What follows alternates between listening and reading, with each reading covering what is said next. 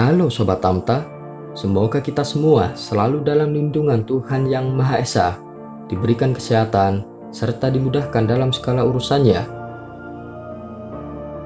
Di video kali ini, kita akan membahas tentang sejarah wayang kulit dan perkembangannya. Sebelum melanjutkan videonya, mari sama-sama kita dukung channel ini dengan cara tekan tombol subscribe, like, komen, share, dan jangan lupa tekan tombol loncengnya agar tidak ketinggalan video-video yang menarik, informatif dari Tamta Journey.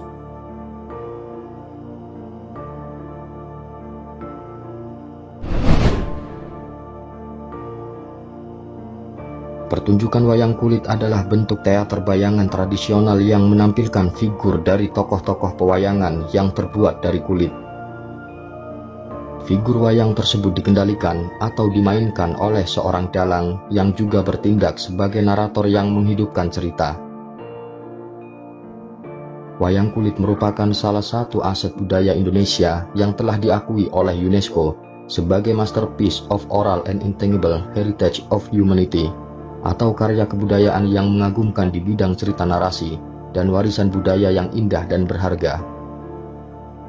Biasanya pertunjukan wayang kulit menceritakan tentang kisah-kisah yang diambil dari naskah Ramayana dan Mahabharata yang dipentaskan dengan iringan musik gamelan. Kata wayang berasal dari bahasa Jawa yang berarti bayangan atau gambar. Sedangkan kulit mengacu pada bahan kulit yang digunakan untuk membuat figur dalam pertunjukan ini. Tidak diketahui pasti siapa yang pertama kali menemukan wayang kulit. Dari banyaknya teori tentang asal-usul wayang, para sejarawan umumnya meyakini bahwa wayang kulit pertama kali muncul di Jawa dan Bali. Salah satu pendapat mengemukakan bahwa wayang kulit muncul pertama kali di wilayah Jawa Timur. Selain itu, ada pula yang mengatakan bahwa wayang kulit berasal dari India yang dibawa masuk ke Indonesia bersamaan dengan masuknya pengaruh agama Hindu dan Buddha pada awal Masehi. Pertunjukan wayang kulit awalnya digunakan sebagai sarana penyampaian ajaran agama melalui cerita epik Mahabharata dan Ramayana. Seiring waktu, terjadi akulturasi dengan masuknya elemen-elemen lokal dan mitologi pribumi yang menciptakan paduan seni yang unik. Sejak itu, pertunjukan wayang kulit semakin berkembang dan digemari oleh masyarakat, khususnya masyarakat Jawa.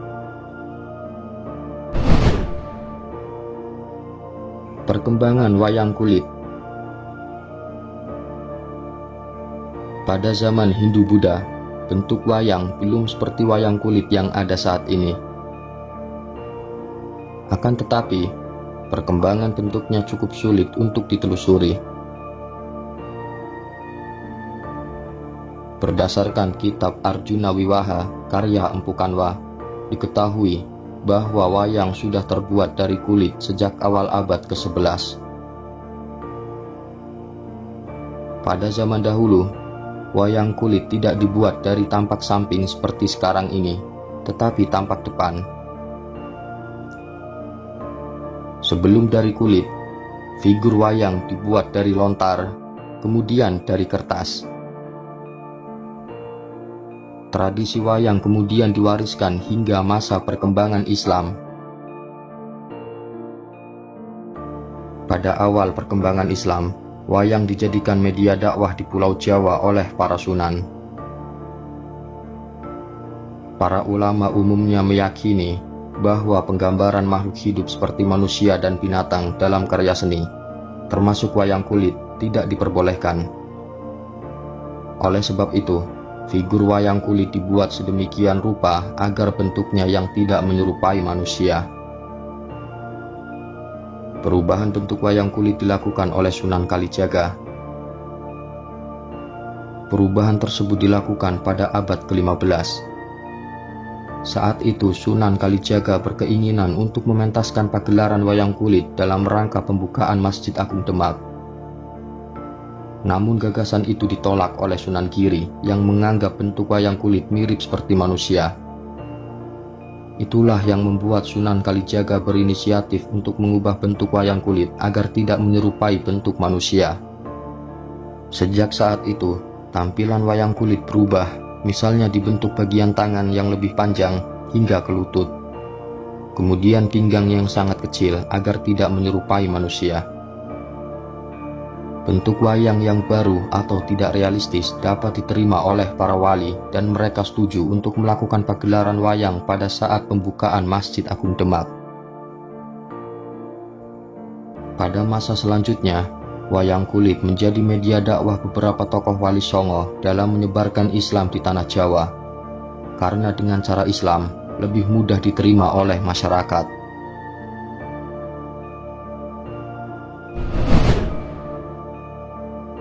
Karakter wayang kulit.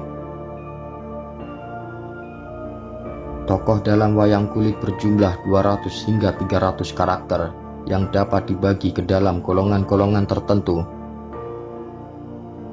Misalnya golongan dewa, pendeta, kesatria, patih, raja, keputren atau tokoh wanita atau putri, golongan abdi dan raksasa atau buto. Golongan dalam wayang kulit dibedakan sesuai karakter atau sifatnya. Contohnya golongan kesatria yang biasanya memiliki sifat yang berani, pantang menyerah, dan ahli dalam berperang. Karakter atau sifat dalam penokohan wayang kulit umumnya berasal dari penggambaran sifat-sifat manusia. Wajah dalam tokoh wayang kulit juga dibuat untuk mengekspresikan watak-watak manusia. Misalnya penggambaran bentuk hidung, mata, mulut, hingga rona muka. Posisi wajah yang berbeda-beda pada tokoh wayang kulit juga dapat menggambarkan sifat manusia. Misalnya wajah yang menunduk menggambarkan kerendahan hati dan kesantunan, sedangkan wajah yang tengadah ke atas menggambarkan kesombongan.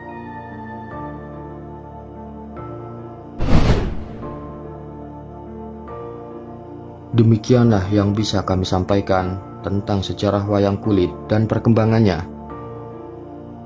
Silahkan berikan kritik dan saran di kolom komentar agar channel ini semakin berkembang dan menjadi lebih baik lagi ke depannya. Semoga video ini bermanfaat dan menambah wawasan untuk kita semua. Terima kasih.